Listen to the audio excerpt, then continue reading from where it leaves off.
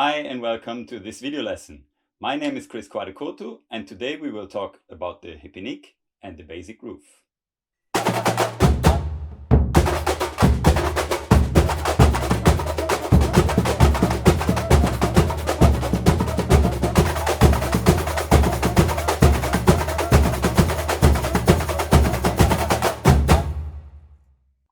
Hi and welcome back to my YouTube channel. My name is Couto and in this video lesson we will talk about the Repinique.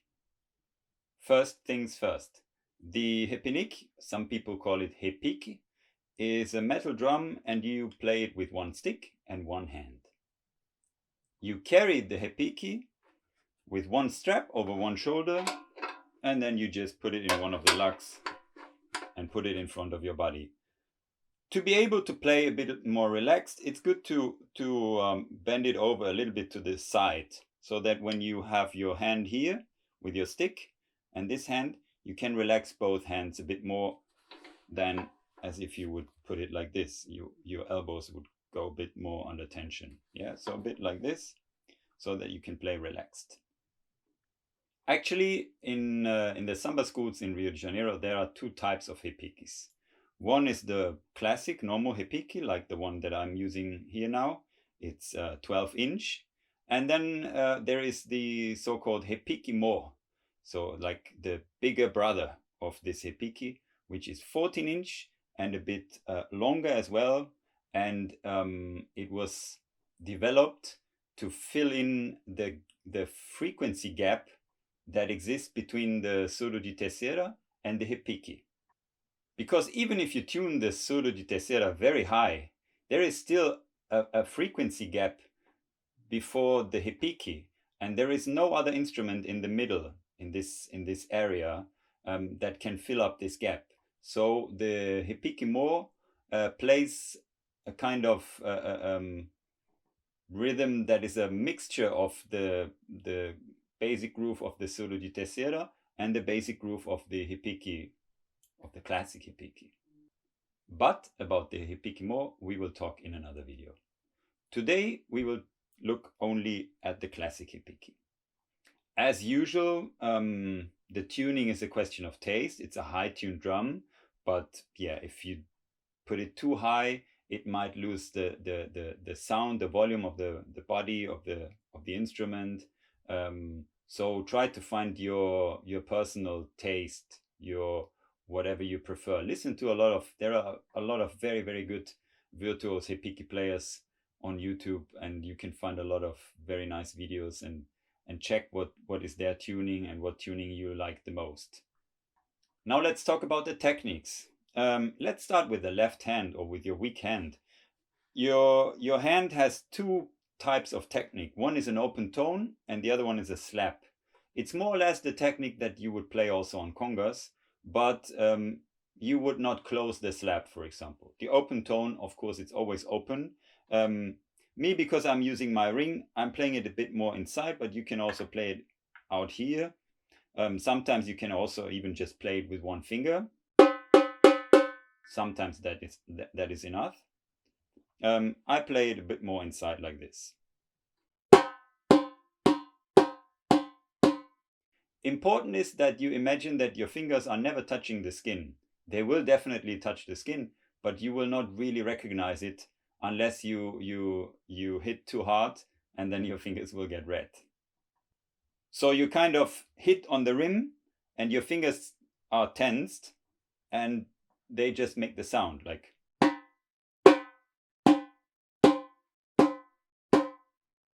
And then the slap, when you play the slap, you go further in a little bit and then you hit on the rim and you relax your fingers and let your fingertips make a sharp sound. So you let them slap over, yeah, so that you get a high frequency sound. Be careful not to do it too strong. It's not strength, it's the technique that makes the sound.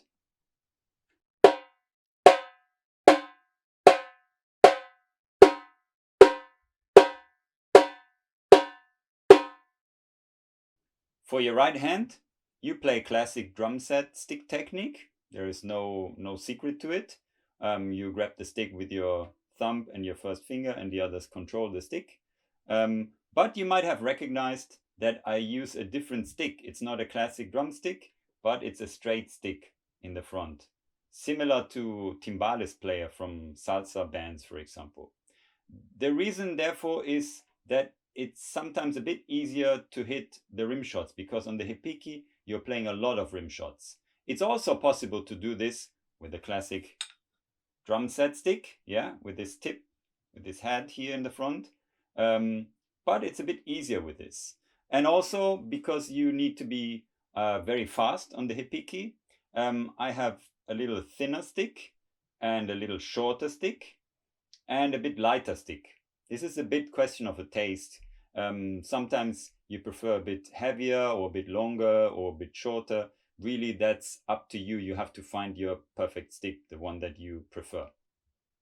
But about the technique, classic drum set sticking, and then you turn over your hand a little bit like this, because your drum is bent over a bit like this, so you can play relaxed and your arm is not too tensed. Then you have two notes on the stick. The first one is the accent in the middle of the skin.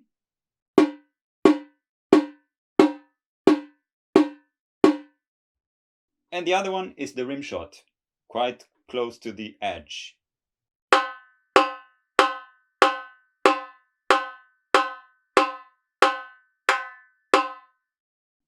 Sometimes when you play variations, when you play a solo, when you play something else, you might use other sounds. So you might use a click, for example,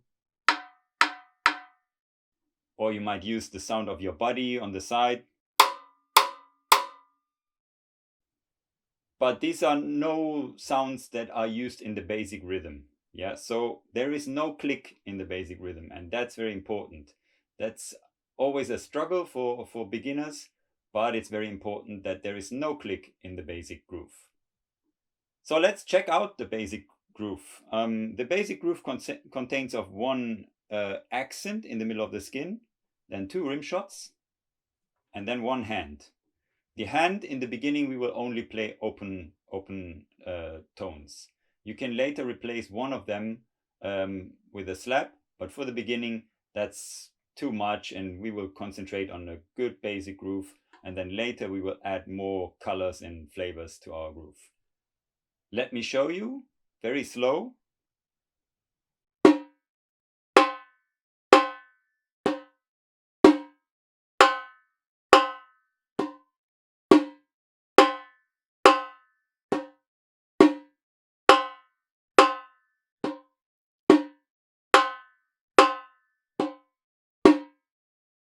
A little bit faster. 1, 2, 3, 4.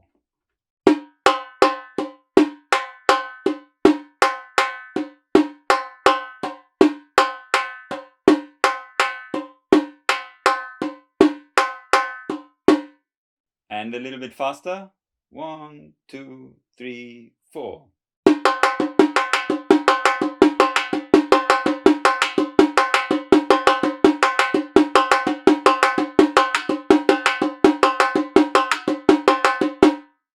And a little bit faster. 1, 2, 3, 4.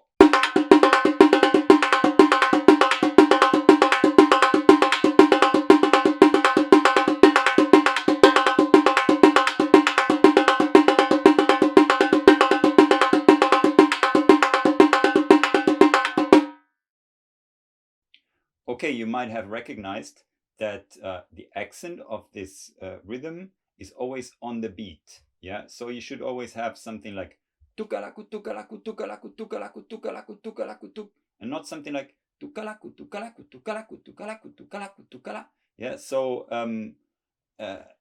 I don't play the rim shots louder than they naturally happen. Yeah, I don't give them more attention than they need.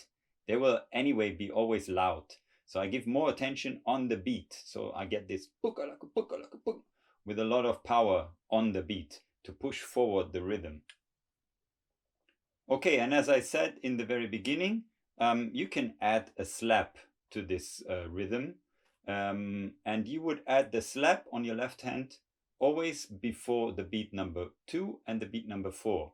This is because that's the moment when the surdo di primera plays the lowest note of the samba. Yeah, so that you get from a very high frequency slap to a very low note of the surdo. So you have something like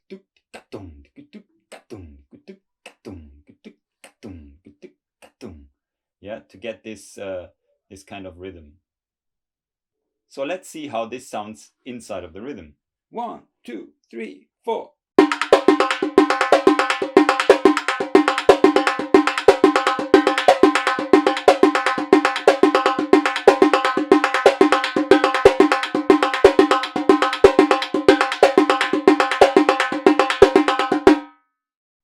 All right, some of you, if you are beginners, you might have problems to play in that speed. And this is because you need to get used to rebound of the stick. Yeah. So an exercise for you could be something like this. First of all, you let the stick just rebound. You just hold it between the two fingers, but not too strong. And then you just let it fall on the skin and let it bounce the way that it wants to bounce.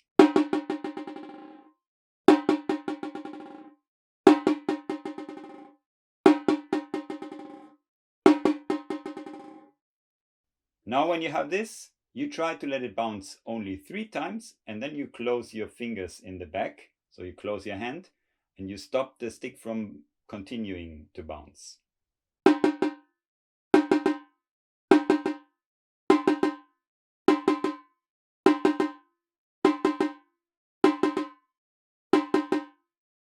Now when you have this, you put your fingers on the stick and you try to feel this rebound. You might stop it from time to time, but try to get this feeling of what the stick wants to do. The stick wants to bounce, and you just need to feel it to understand what the stick is doing, and then you can kind of guide the stick in this bounce.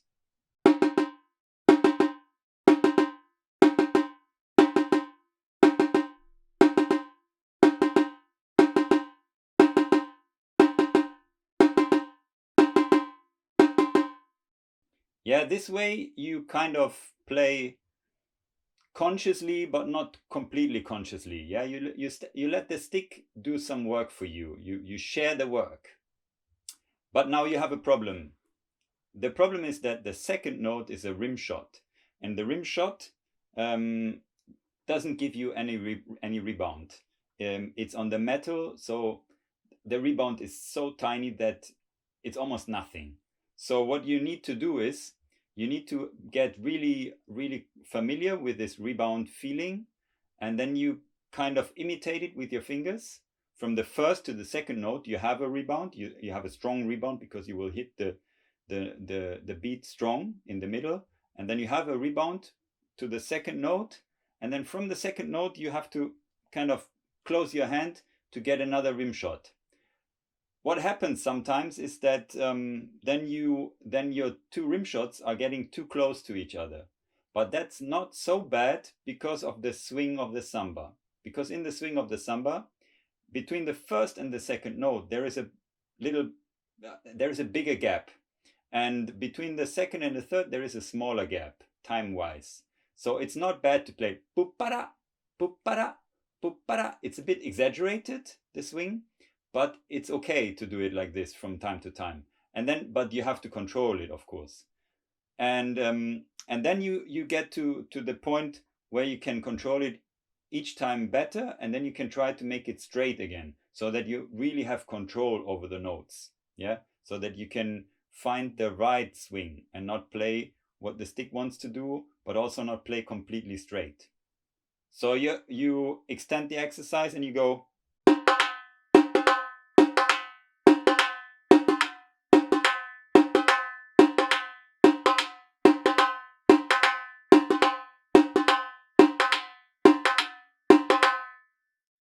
And if you get this, then you try to make it straight.